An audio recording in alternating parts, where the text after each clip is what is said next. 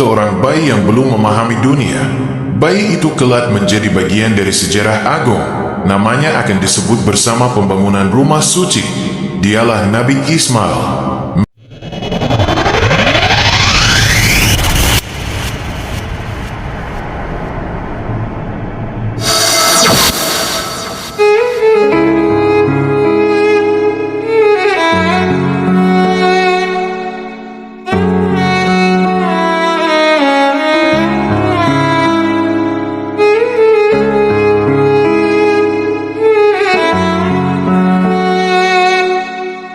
Ada satu bangunan sederhana yang lebih bergetar daripada istana paling megah di dunia. Mengapa arah hidup miliaran manusia tertuju pada satu poros yang sama? Apa yang sebenarnya tersembunyi di balik dinding hitam itu? Dan sejak kapan rahasia itu dimulai? Assalamualaikum warahmatullahi wabarakatuh. Semoga hati kita berada dalam ketenangan saat menyimak kisah ini. Dukung channel Sahabat Kisah dengan subscribe agar lebih banyak jiwa mengenal sejarah suci yang jarang diselami secara mendalam. Di tengah bentangan bumi yang luas terdapat sebuah lembah yang dahulu nyaris tak dikenal manusia. Lembah itu sunyi tanpa peradaban. Tanahnya kering dan retak. Angin berputar membawa debu tanpa tujuan. Tidak ada sungai yang mengalir. Tidak ada pepohonan yang menaungi, hanya batu dan pasir yang menjadi saksi bisu perjalanan waktu. Lembah itu kelak dikenal sebagai Makkah, namun pada awalnya ia hanyalah cekungan sunyi yang tersembunyi di antara perbukitan tandus. Tidak ada yang menyangka bahwa tempat yang sepi itu telah dipilih oleh kehendak langit, dipilih bukan karena keindahannya, bukan karena kesuburannya, melainkan karena rahasia yang belum diungkap kepada manusia. Di sanalah sejarah tauhid mulai ditegakkan kembali. Di sanalah sebuah rumah akan dibangun bukan untuk manusia, melainkan untuk menyembah Sang Pencipta manusia. Sebuah rumah yang namanya kelak menggema dalam doa, sebuah rumah yang disebut sebagai Ka'bah. Namun sebelum batu pertama diletakkan, sebelum fondasi ditinggikan, tempat itu telah lebih dahulu dikenal oleh langit. Riwayat menyebutkan bahwa lokasi itu telah disucikan sejak masa awal penciptaan. Bahkan sebelum manusia memenuhi bumi dengan suara dan kesibukan, ia telah menjadi titik yang dicatat dalam takdir. Mengapa di lembah tandus? Mengapa tidak di taman yang hijau? Mengapa tidak di dataran yang subur? Pertanyaan itu menggema dalam kesunyian sejarah, dan jawabannya tersembunyi dalam hikmah yang dalam. Kesucian tidak membutuhkan kemewahan, ketundukan tidak membutuhkan kenyamanan. Penghambaan justru lahir dari kesadaran akan keterbatasan, dan di tanah yang kering manusia lebih mudah menyadari bahwa dirinya lemah, bahwa dirinya bergantung sepenuhnya kepada Tuhan. Bayangkan suasana ribuan tahun silam, matahari menyengat tanpa belas kasih, langit membentang tanpa awan, malam turun membawa dingin yang menusuk tulang. Namun justru di antara kontras itulah jiwa ditempa. Tempat itu tidak dipilih secara kebetulan. Ia ditetapkan sebagai pusat yang kelak menjadi arah sujud, arah doa, arah kerinduan. Setiap manusia diciptakan dengan fitrah untuk mencari Tuhan. Namun fitrah itu membutuhkan simbol, membutuhkan titik fokus, membutuhkan arah yang menyatukan hati. Dan lembah sunyi itu ditetapkan sebagai porosnya.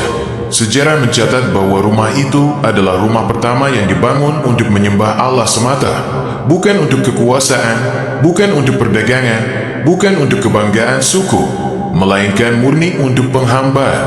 Betapa berbeda tujuan itu dengan bangunan-bangunan besar lain di dunia, yang didirikan untuk dikenang manusia, yang dibangun agar nama pembuatnya abadi. Sedangkan rumah ini dibangun agar manusia melupakan dirinya sendiri, dan hanya mengingat Tuhannya. Dalam keheningan lembah itu tersimpan getaran yang tidak terlihat mata, getaran yang membuat hati tunduk, getaran yang membuat langkah melambat, seolah tanahnya menyimpan doa-doa purba. Apakah manusia saat itu memahami sepenuhnya makna tempat itu? Tidak, namun ketetapan Allah selalu melampaui pengetahuan manusia.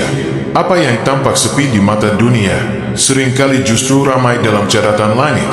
Lembah itu menjadi saksi bahwa nilai tidak diukur oleh pandangan manusia, tetapi oleh penilaian Tuhan. Apa yang dianggap tidak berarti oleh dunia, bisa jadi memiliki kedudukan paling tinggi di sisi Allah. Dari sanalah kita belajar bahwa kemuliaan bukan tentang lokasi, bukan tentang harta, bukan tentang sorotan manusia. Kemuliaan adalah tentang tujuan, dan tujuan rumah itu hanya satu. Menyembah Allah, kata yang sederhana, namun memuat makna paling dalam kehidupan manusia. Karena menyembah berarti mengakui bahwa kita tidak memiliki apa-apa, mengakui bahwa kita diciptakan, mengakui bahwa kita akan kembali. Lembah itu sunyi, namun kesunyiannya bukan kehamparan. Ia adalah ruang persiapan, ruang yang disiapkan untuk peristiwa besar, ruang yang menunggu langkah seorang nabi. Angin gurun berhembus perlahan, membawa butiran pasir yang berkilau di bawah cahaya matahari, seolah waktu sendiri berjalan lebih lambat di sana, seolah bumi menahan napas menanti perintah berikutnya.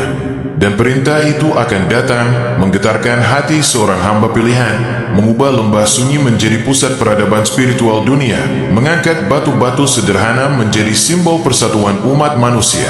Namun semua itu belum terjadi di bab ini. Yang ada hanyalah kesunyian yang syarat makna, kesunyian yang menyimpan rahasia besar, rahasia tentang rumah pertama untuk menyembah Allah. Apakah kita siap menyelami lapisan sejarah berikutnya? Apakah hati kita cukup tenang untuk memahami hikmah yang tersembunyi? Karena kisah ini bukan sekadar cerita masa lalu, ia adalah cermin bagi kehidupan kita hari ini. Dimanapun kita berada, ke arah manapun kita melangkah, hati kita tetap memiliki satu poros, satu pusat yang memanggil dalam diam.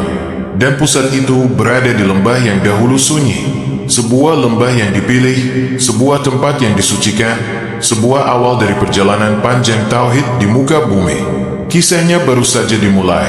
Waktu berjalan tanpa suara, pasir tetap bergeser ditiup angin, langit tetap membentang luas tanpa perubahan yang terlihat. Namun dalam ketetapan Allah sesuatu telah dirancang jauh sebelum manusia memahaminya. Lembah itu tetap sunyi, tidak ada kota, tidak ada pasar, tidak ada jejak peradaban yang menetap, seolah tempat itu sengaja dijaga dari keramaian dunia. Mengapa Allah membiarkannya kosong begitu lama? Mengapa tidak langsung dibangun dan diramaikan?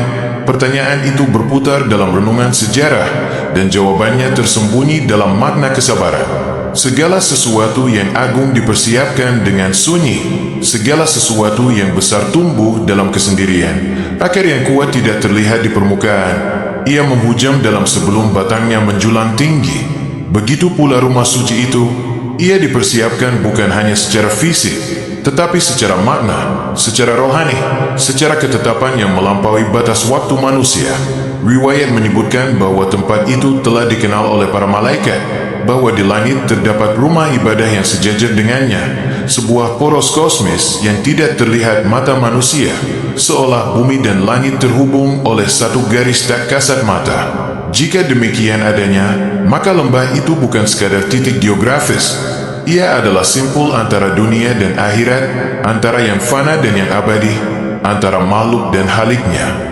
Bayangkan suasana ketika bumi masih muda, ketika manusia belum memenuhi daratan, ketika suara belum memecah kesunyian alam.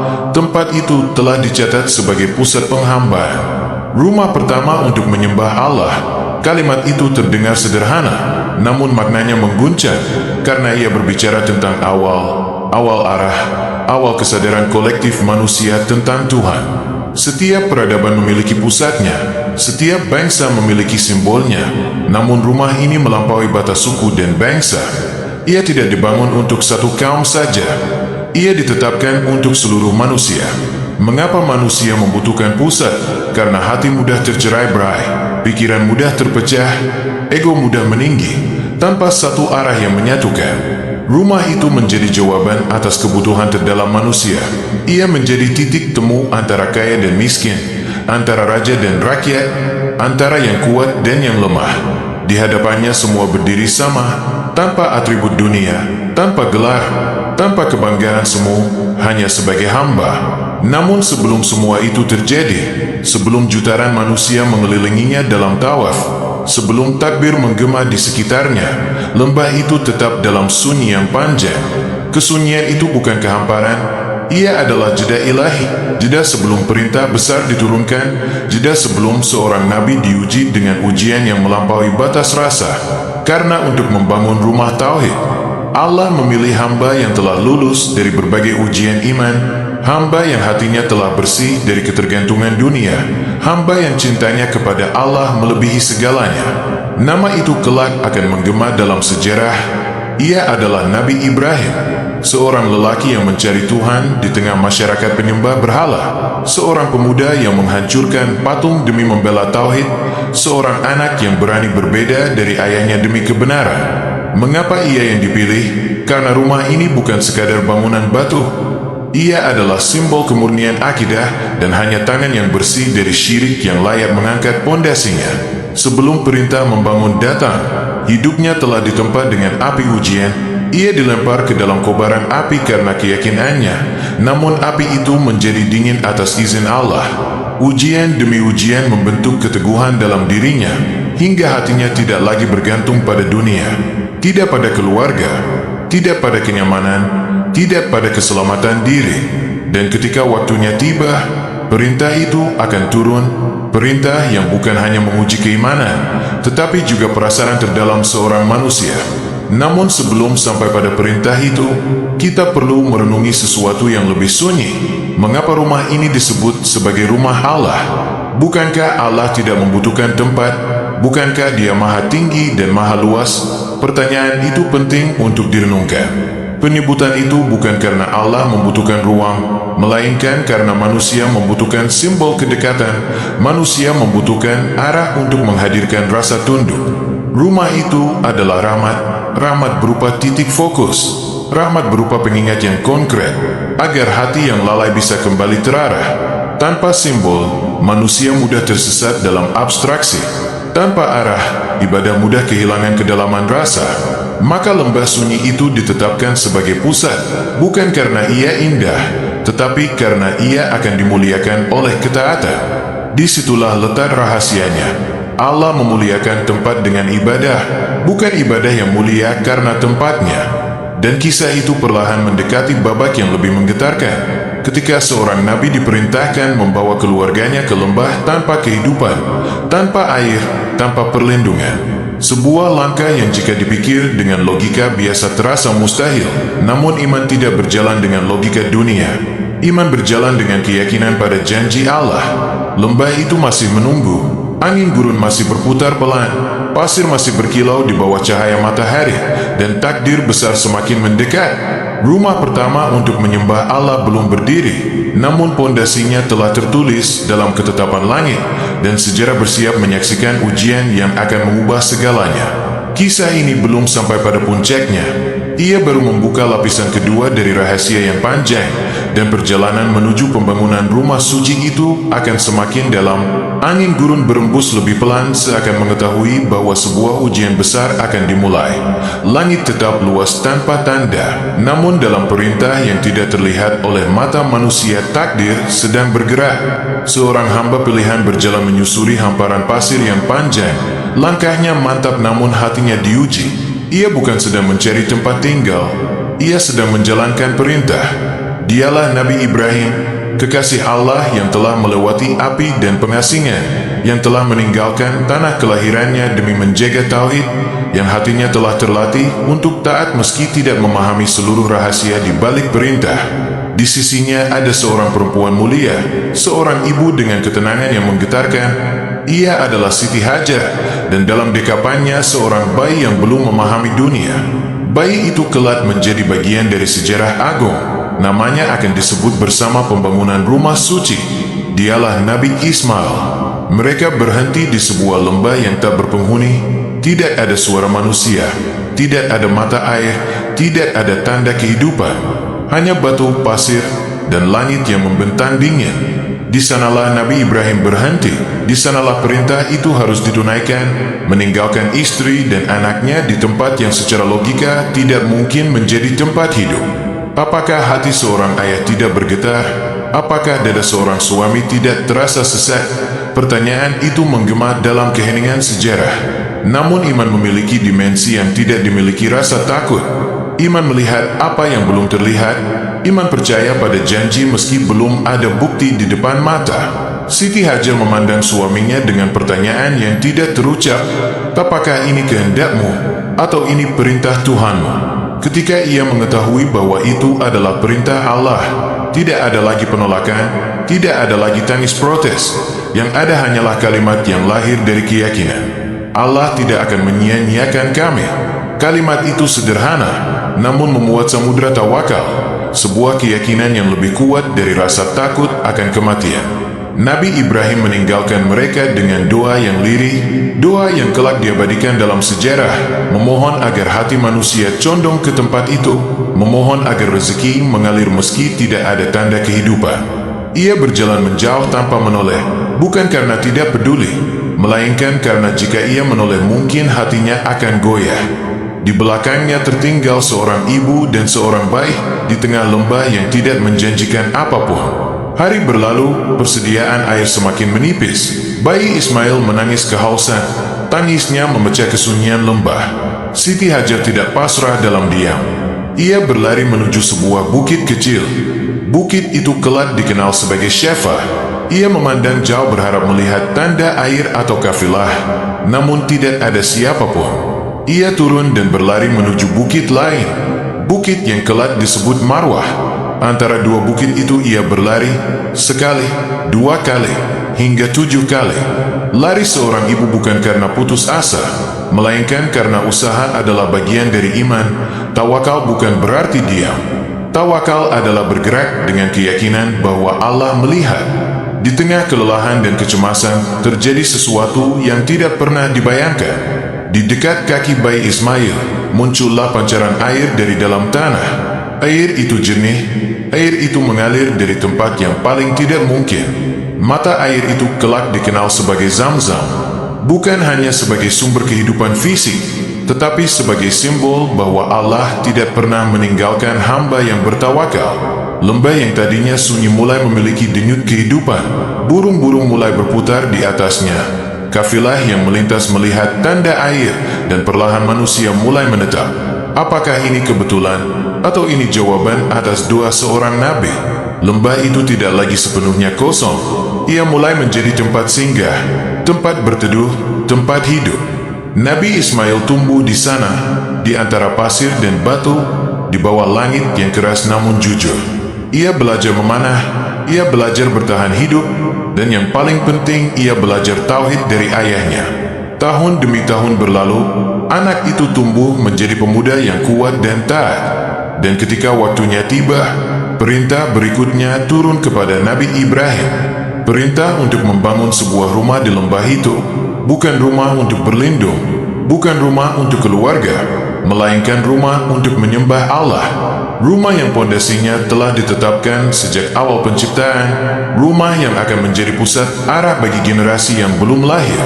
Bayangkan perasaan seorang ayah dan anak mengangkat batu di tengah panas gurun, tanpa kemegahan, tanpa penonton, tanpa penghargaan dunia. Yang ada hanya niat yang murni dan doa agar amal itu diterima. Lembah yang dulu menjadi tempat ujian air mata, kini bersiap menjadi tempat tegaknya bangunan tauhid. Sejarah bergerak perlahan namun pasti, dan batu pertama akan segera diangkat. Rumah pertama untuk menyembah Allah akan segera berdiri. Kisahnya semakin mendekati inti, dan setiap lapisannya menyimpan pelajaran yang dalam. Apakah hati kita masih tenang menyelaminya, atau mulai merasakan getaran yang sama seperti lembah itu dahulu? Matahari berdiri tegak di atas lembah, cahayanya jatuh lurus ke tanah yang keras. Tidak ada bayangan panjang untuk berlindung, tidak ada gemuruh kota untuk mengalihkan perhatian. Di tempat yang pernah menjadi saksi tangis dan tawakal itu, kini berdiri dua sosok yang dipilih oleh langit. Nabi Ibrahim berdiri dengan usia yang tidak lagi muda. Di sampingnya Nabi Ismail yang telah tumbuh menjadi pemuda kuat dan patuh. Perintah itu telah datang dengan jelas. Bangunlah sebuah rumah untuk menyembah Allah. Bukan istana, bukan benteng, bukan tempat berlindung dari panas dan dingin.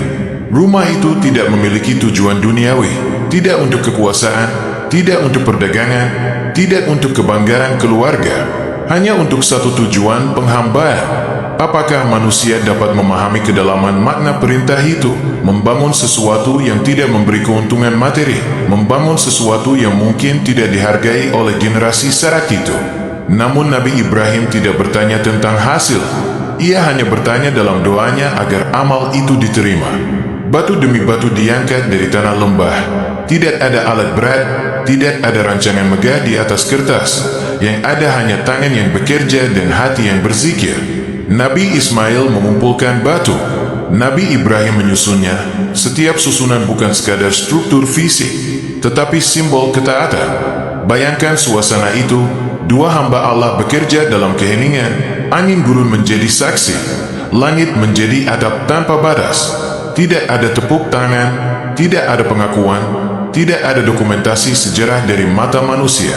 Namun para malaikat mencatatnya, setiap tetes keringat, setiap doa yang terucap lirih. Pondasi rumah itu bukan hanya batu, ia berdiri di atas keikhlasan, di atas pengorbanan, di atas iman yang telah ditempa oleh ujian panjang.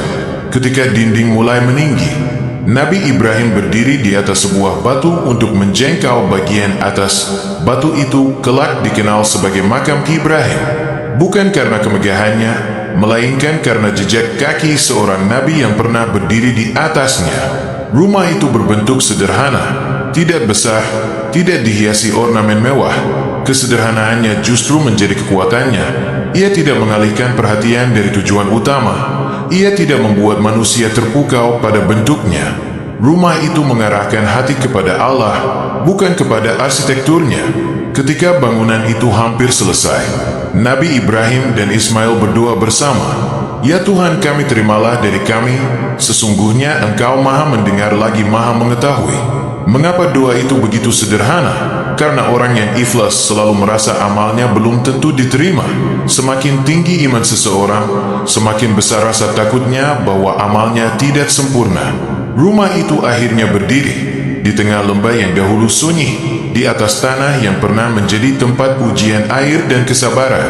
Sebuah bangunan sederhana, namun maknanya melampaui gunung dan lautan. Inilah rumah pertama yang dibangun untuk menyembah Allah, bukan untuk satu zaman, bukan untuk satu bangsa, melainkan untuk seluruh umat manusia. Dari titik itulah arah ditetapkan, arah yang kelak dikenal sebagai kiblat, arah yang menyatukan doa di seluruh penjuru bumi. Bayangkan generasi yang belum lahir saat itu, mereka akan berdiri ribuan tahun kemudian, menghadap bangunan yang sedang disusun batu-batunya hari ini.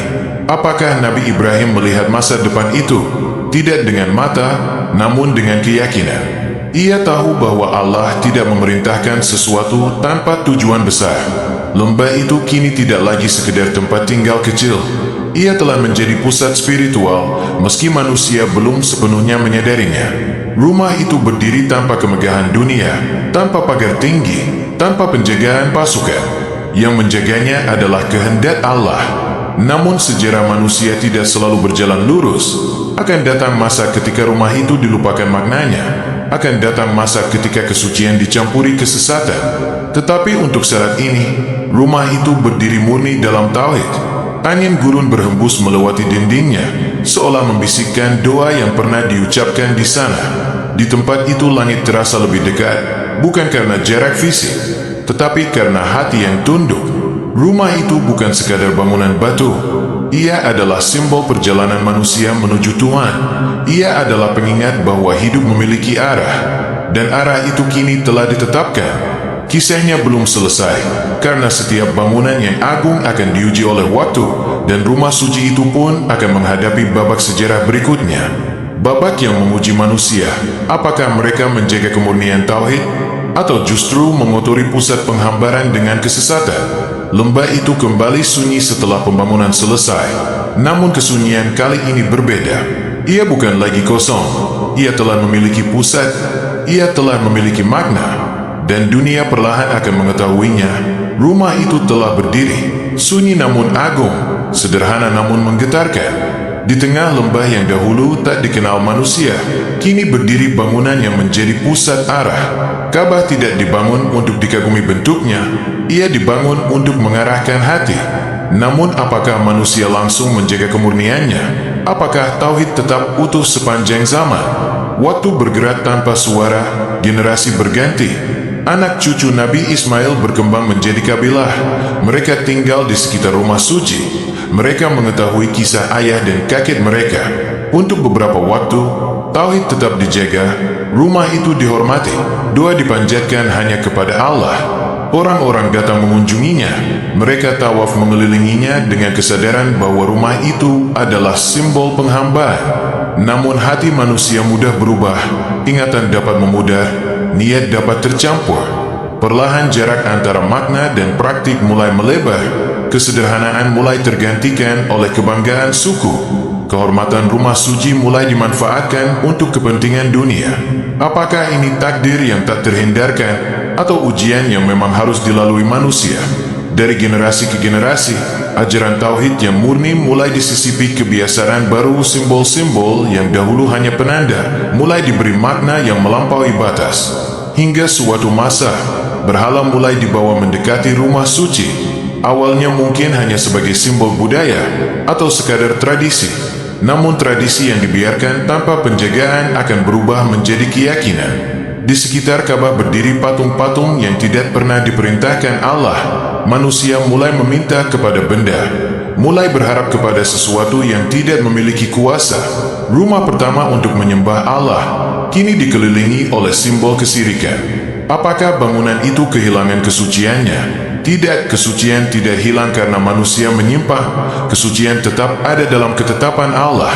Namun manusialah yang menjauh dari makna. Bayangkan suasana lembah itu saat berhala memenuhi sekelilingnya. Suara doa bercampur dengan panggilan kepada selain Allah. Ritual dilakukan tanpa pemahaman mendalam. Orang-orang tetap tawaf, tetap menghormati rumah itu, namun hati mereka terbagi. Apakah ini akhir dari tauhid di lembah suci? Tidak, karena Allah telah menjanjikan penjagaan atas rumah itu. Meski manusia menyimpang, akan datang masa ketika kemurnian dikembalikan. Tetapi sebelum masa itu tiba, rumah suci menjadi saksi panjangnya penyimpanan manusia. Kabilah demi kabilah datang membawa berhala masing-masing. Mereka menempatkannya di sekitar Ka'bah, hingga jumlahnya semakin banyak. Rumah yang dibangun atas dasar tauhid, kini dikelilingi simbol kemusyrikan. Sebuah kontras yang menyakitkan dalam sejarah. Namun di balik semua itu, ada pelajaran yang dalam, bahwa bangunan suci tidak menjamin hati tetap suci, bahwa kedekatan fisik dengan simbol ibadah tidak selalu berarti kedekatan kepada Allah. Manusia bisa berada di tempat paling suci, namun hatinya jauh. Itulah ujian terbesar. Rumah itu tetap berdiri, dindingnya tetap kokoh, fondasinya tetap kuat. Karena ia dibangun di atas doa seorang nabi, di atas keikhlasan yang tidak tercampur. Apakah doa itu berhenti ketika penyimpangan terjadi? Tidak, doa itu tetap hidup, menunggu waktu pengabulan yang sempurna. Di antara generasi yang tersesat, masih ada sisa-sisa ajaran Nabi Ibrahim. Masih ada orang-orang yang mengenang tauhid, meski jumlahnya sedikit. Sejarah bergerak menuju titik penting, titik ketika Allah akan mengutus penutup para nabi. Seseorang yang lahir di lembah itu, yang akan tumbuh menyaksikan berhala berderet di sekitar Ka'bah, yang akan merasakan keresahan melihat kemurnian yang ternodai. Namun waktu itu belum tiba dalam bab ini. Yang ada hanyalah gambaran tentang betapa mudah manusia tergelincir, betapa cepat makna bisa bergeser. Rumah suci itu tidak berubah, manusialah yang berubah. Ia tetap menjadi pusat, tetap menjadi poros, meski arah hati sebagian manusia telah menyimpang. Dan justru dalam kegelapan itulah cahaya akan tampak lebih jelas. Rumah yang pernah dikelilingi berhala akan kembali dibersihkan, akan kembali ditegakkan tauhidnya. Sejarah belum selesai. Ia sedang menuju babak yang akan mengguncang dunia. Lembah itu kembali menyimpan rahasia besar, rahasia tentang kebangkitan tauhid yang akan segera tiba. Malam turun perlahan di atas lembah suci. Langit gelap tanpa cahaya peradaban. Bintang-bintang bertaburan seolah menyaksikan perjalanan panjang manusia. Di sekeliling Ka'bah berdiri patung-patung yang tak bernyawa diam. Tak mendengar, tak menjawab. Namun manusia berbicara kepada mereka, memohon, menangis, berharap pada sesuatu yang tidak memiliki kuasa. Apakah hati mereka benar-benar yakin? Atau hanya mengikuti warisan nenek moyang tanpa bertanya? Waktu telah membawa lembah itu ke masa kegelapan akidah. Tauhid yang dahulu murni kini terlapisi kebiasaan turun-temurun. Kebenaran tercampur dengan tradisi, dan tradisi yang diulang tanpa ilmu menjadi keyakinan. Di antara kabilah yang tinggal di sekitar rumah suci, nama Quraisy menjadi penjaga tempat itu. Mereka memelihara bangunan, mengatur kunjungan, menyambut para peziarah. Namun penjagaan fisik tidak selalu berarti penjagaan makna. Berhala terbesar berdiri dengan nama Hubal, ditempatkan di dalam Ka'bah, dihormati oleh banyak orang. Manusia bersumpah atas namanya, meminta keputusan melalui undian di hadapannya. Apakah ini rumah untuk menyembah Allah, atau telah berubah menjadi pusat ritual tanpa tauhid? Namun di balik semua itu, ada hati-hati yang gelisah, ada jiwa yang merasakan ada yang tidak benar. Di antara mereka lahir seorang anak dari Bani Hashim. Ia tumbuh dalam kesederhanaan, ia dikenal jujur sebelum diangkat menjadi nabi. Namanya kelak mengguncang sejarah, ia adalah Nabi Muhammad. Sejak kecil ia menyaksikan Ka'bah, melihat manusia tawaf, melihat berhala berdiri di sekelilingnya. Apakah hatinya tidak bertanya? Apakah jiwanya tidak terusik? Ia tumbuh dengan kesadaran bahwa penyembahan kepada patung bukanlah warisan Nabi Ibrahim. Ia menyendiri di Gua Hira, merenung dalam sunyi, mencari kebenaran di tengah hiruk-pikuk kesesatan. Dan ketika wahyu pertama turun, cahaya itu mulai menyinari kembali lembah yang lama tertutup debu tradisi. Seruan tauhid dikumandangkan, katakanlah tidak ada Tuhan selain Allah. Kalimat yang sederhana, namun mengguncang struktur keyakinan masyarakat saat itu. Mengapa mereka menolak? Karena tauhid menghancurkan ego. Tauhid meruntuhkan kebanggaan berhala. Tauhid menghapus perantara yang mereka anggap suci. Perlawanan muncul, ejekan, ancaman, bahkan rencana pembunuhan. Namun kebenaran tidak berhenti hanya karena ditolak. Tahun demi tahun berlalu, tekanan semakin berat, hingga akhirnya Nabi Muhammad berhijrah meninggalkan Makkah. Lembah suci kembali dalam dominasi kaum musyrik, namun cahaya tauhid telah menyala, dan api itu tidak dapat dipadamkan. Waktu bergerak menuju peristiwa besar, peristiwa yang akan mengembalikan kemurnian rumah suci. Setelah perjuangan panjang, setelah peperangan dan pengorbanan, tibalah saat yang dijanjikan. Fathu Makkah, penaklukan tanpa pembantaian, kemenangan tanpa balas dendam. Nabi Muhammad memasuki kota dengan kepala tertunduk, bukan dalam kesombongan, melainkan dalam syukur. Ia menuju Ka'bah, rumah yang dibangun oleh Nabi Ibrahim, rumah yang telah lama dikelilingi berhala. Dengan tongkat di tangannya, ia menunjuk satu persatu patung itu. Kebenaran telah datang dan kebatilan pasti lenyap. Berhala berjatuhan, patung-patung roboh, suara takbir menggema di lembah yang pernah sunyi. Ka'bah dibersihkan, dikembalikan pada tujuan awalnya. Rumah pertama untuk menyembah Allah kembali pada maknanya. Apakah ini akhir perjalanan? Tidak, ini adalah pemurnian, ini adalah pengembalian arah. Sejak saat itu, tidak ada lagi berhala di sekelilingnya. Tidak ada lagi ritual untuk selain Allah. Rumah itu kembali menjadi pusat tauhid, pusat sujud, pusat doa. Dari seluruh penjuru dunia, manusia menghadap ke arahnya dalam solat 5 kali sehari, tanpa terputus oleh jarak. Betapa luar biasanya takdir rumah itu. Dari lembah sunyi, menjadi pusat penyimpangan, lalu kembali menjadi pusat kemurnian. Sejarahnya mengajarkan bahwa kebenaran mungkin tertutup sementara, namun tidak akan hilang selamanya. Ka'bah tetap berdiri, dindingnya mungkin diperbarui, kainnya mungkin diganti, namun maknanya tetap sama. Ia adalah pengingat bahwa manusia memiliki arah, bahwa hidup bukan tanpa tujuan, bahwa sujud bukan sekadar gerakan. Dan setiap kali kita mengangkat tangan dalam doa, kita terhubung pada sejarah panjang penghambaan. Lembah itu kini tidak lagi sunyi, namun dalam keramaian jutaan manusia, maknanya tetap terasa dalam diam. Sebuah rumah sederhana, namun menjadi pusat kesadaran umat manusia. Dan kisahnya masih terus hidup. Fajar menyingsing perlahan di atas Makkah. Cahaya keemasan menyentuh dinding Ka'bah dengan lembut. Jutaan hati dari berbagai penjuru bumi bersiap menghadap ke arahnya. Tidak ada komando dunia yang mampu menyatukan arah sebanyak itu. Tidak ada kekuatan politik yang mampu menggerakkan manusia dalam gerakan yang sama 5 kali sehari. Namun rumah itu melakukannya tanpa suara. Setiap azan berkumandang di berbagai zona waktu, manusia berdiri. Mereka meluruskan saf, mereka mengangkat tangan, dan hati mereka tertuju pada satu titik yang sama. Mengapa satu bangunan sederhana memiliki daya ikat sedemikian kuat? Karena ia bukan sekadar bangunan, Ia adalah simbol janji antara hamba dan Tuhannya. Di sekelilingnya kini berdiri Masjidil Haram luas, megah, dipenuhi cahaya. Namun pusatnya tetap satu. Manusia datang mengenakan pakaian putih tanpa jahitan ketika berhaji, tanpa tanda pangkat, tanpa pembeda status. Raja berdiri di samping rakyat, orang kaya di samping yang sederhana. Semua mengucap talbiyah yang sama. Labbaik Allahumma labbaik. Jawaban atas panggilan yang telah diserukan sejak zaman Nabi Ibrahim.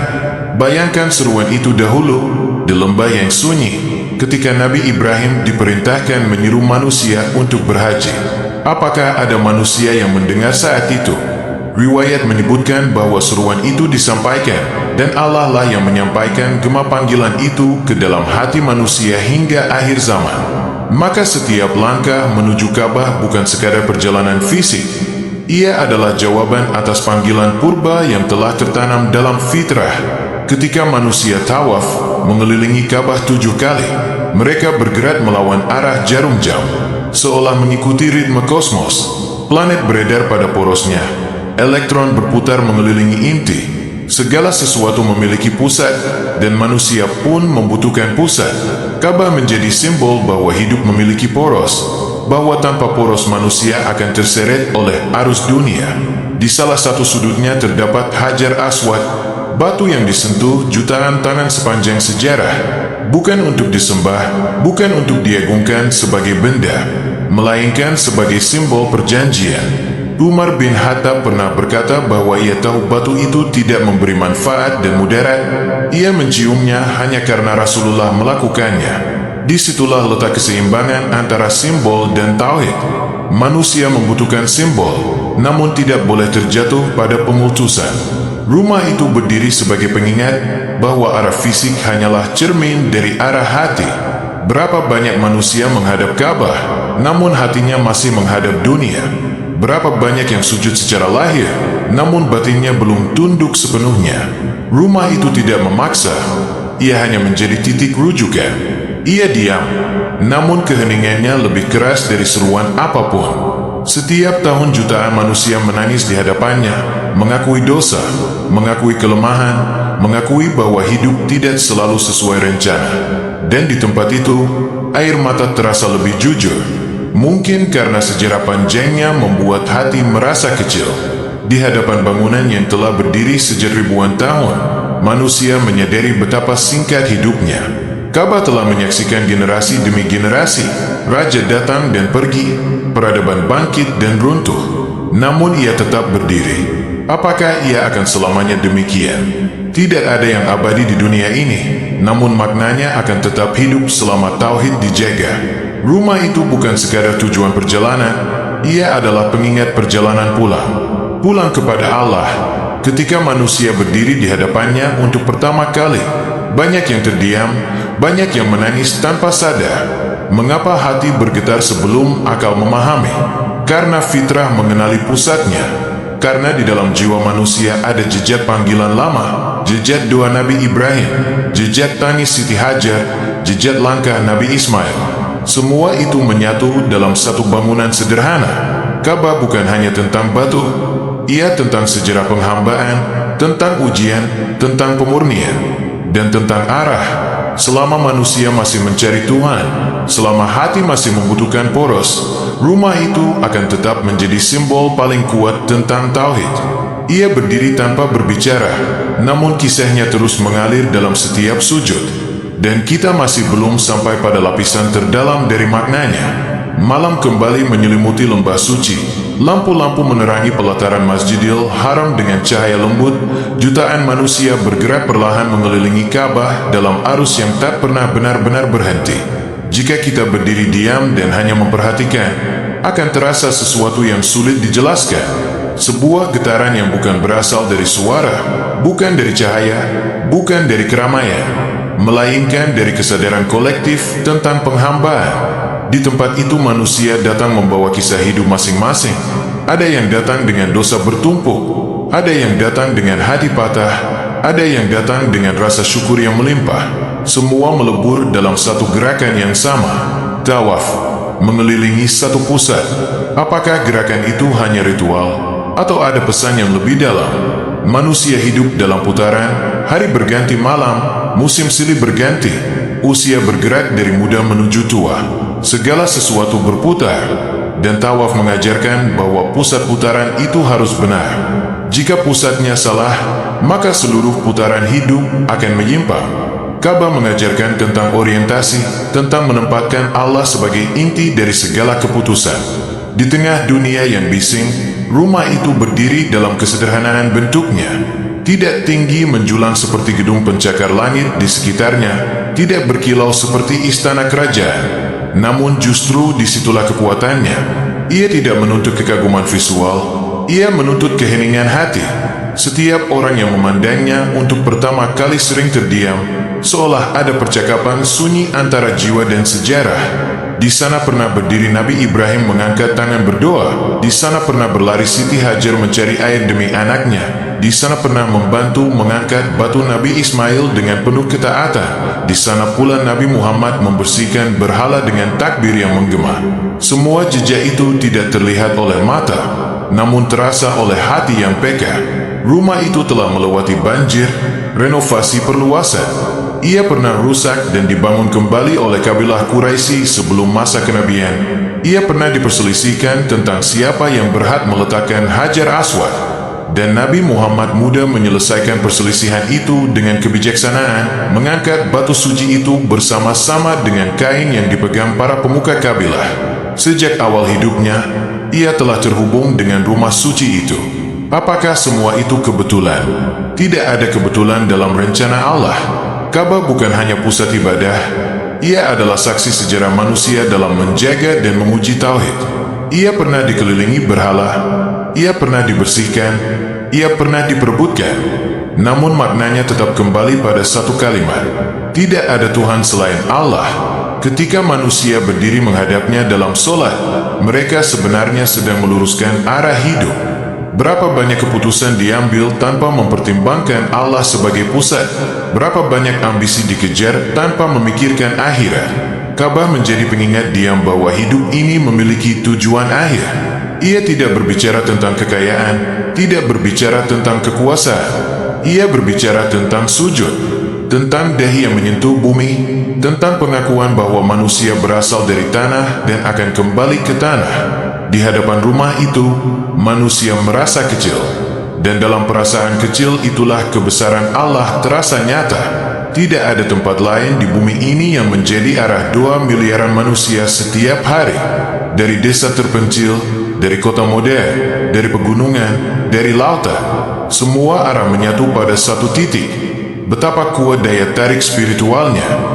Namun pertanyaan yang lebih dalam adalah, apakah kita hanya menghadapnya secara fisik atau juga secara batin?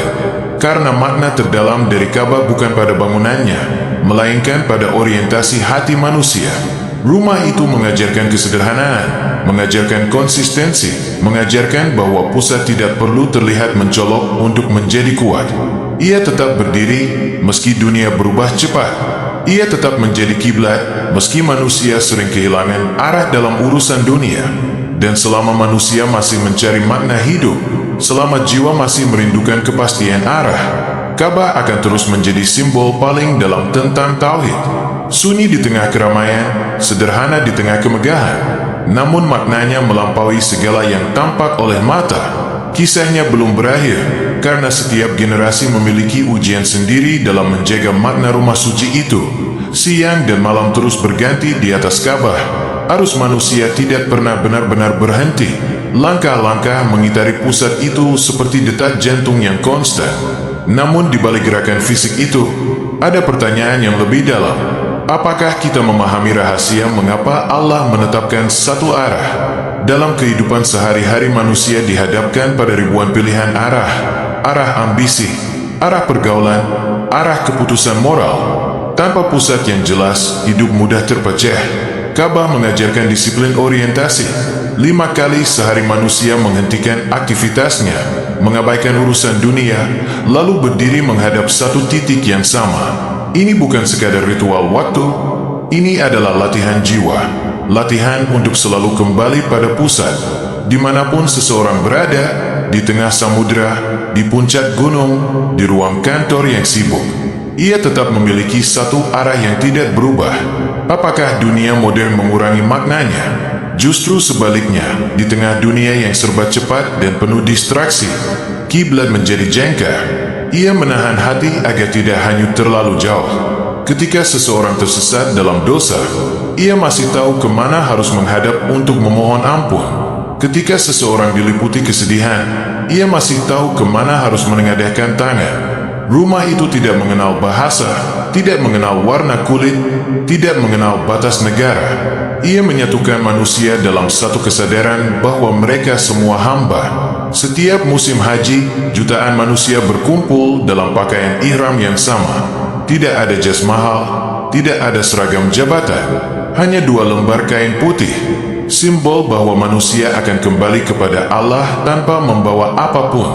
Di pelataran Masjidil Haram, air mata menjadi bahasa yang paling jujur. Orang yang mungkin selama ini terlihat kuat, menangis seperti anak kecil di hadapan Ka'bah. Mengapa? Karena di sana topeng dunia terasa runtuh. Rumah itu seperti cermin besar, ia memantulkan keadaan hati kita yang sebenarnya. Jika hati penuh kesombongan, maka kegelisahan yang terasa. Jika hati penuh penyesalan, maka harapan yang menguat. Sejarah panjangnya memberi perspektif. Ia telah menyaksikan kekhalifahan bangkit dan runtuh. Ia telah melihat peperangan. Ia telah melihat damai. Namun ia tetap berdiri sebagai simbol tauhid. Bahkan ketika terjadi bencana atau kerusakan fisik, manusia bergegas memperbaikinya. Mengapa kepedulian itu begitu kuat? Karena Ka'bah bukan sekadar bangunan, ia adalah identitas spiritual. Jika ia hilang dari hati manusia, maka hilang pula arah kolektif umat. Namun ujian zaman tidak selalu berupa berhala fisik seperti masa lalu.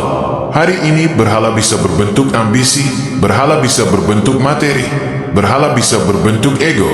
Tanpa sadar manusia bisa mengelilingi pusat lain dalam hidupnya. Mengelilingi harta, mengelilingi popularitas, mengelilingi kekuasaan.